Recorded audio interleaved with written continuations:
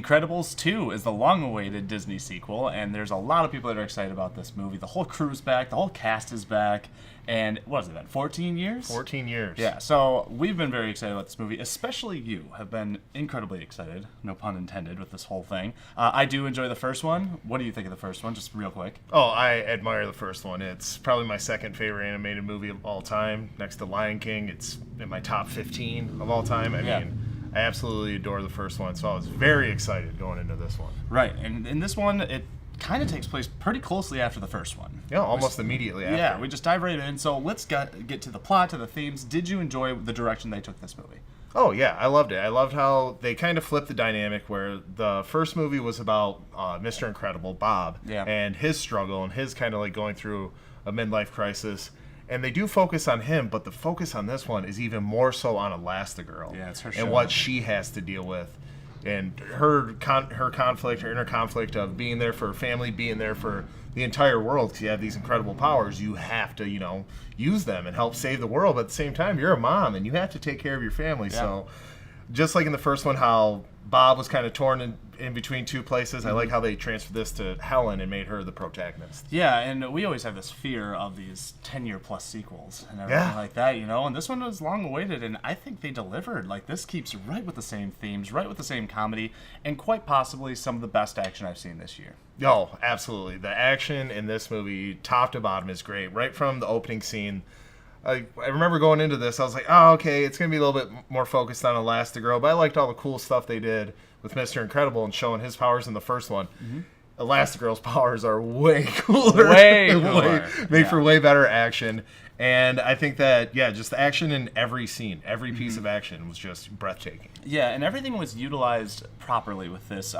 They do throw in a lot of new superheroes, and I thought they would, but that doesn't necessarily mean that this is a bigger story or a bigger battle. This is still very personal on the family, and really the struggle of a stay-at-home dad. There's a lot of emphasis on that, where I think most of the comedy came out of, where I think this movie is funnier than the first one. I definitely think it's funnier than the first one. It's so funny. If just Jack alone, yes, this movie is way funnier than the first one. The first one's hilarious, and this one just kicks it up another notch, and I liked how it was more about the family too with this one than with the first one. It was kind of about Bob and Helen, but this one incorporates the kids and their problems and their adjustments to like getting a taste of the superhero action, but then they can't do it anymore because they're still illegal. Yeah, and that's another theme that goes through this movie that they tackle. They brush the surface of a lot of themes in this movie, especially relatable to today, to society, but it's never too heavy-handed. Once again, this is just a really fun movie to watch that never seems to take itself too seriously, and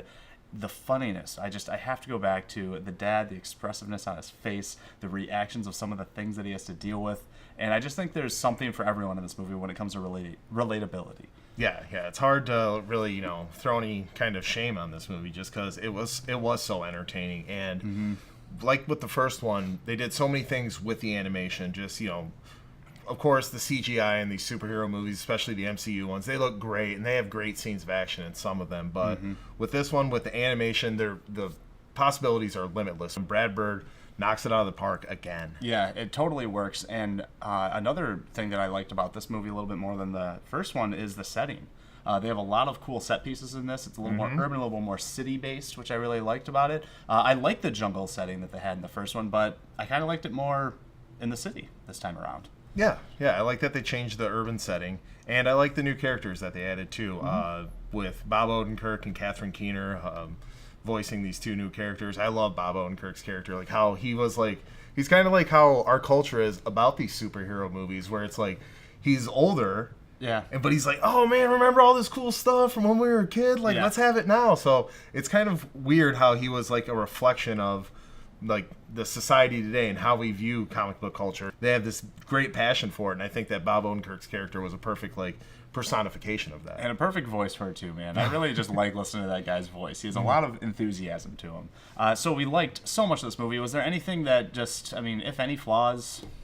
Well, I won't, obviously we won't go into any spoilers, but as far as like villain revelations, it didn't stray too far from the course.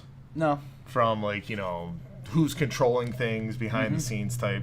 So it was a slight retread, but honestly, that's probably my only complaint. That's really my only complaint too, is that it's slightly predictable, but this is a kids movie once again. Like, we're not going to have these interweaving plot points that are guessing of who done it or anything like that. We don't need that in this movie. No. And kids need to follow this as well. And even though it is, I guess, targeted for kids, this is giving the diehard fans of the original like what they want out of this movie. This is geared towards like families that grew up with this. You know, like when you were 14 years old, when this came out, you have kids now.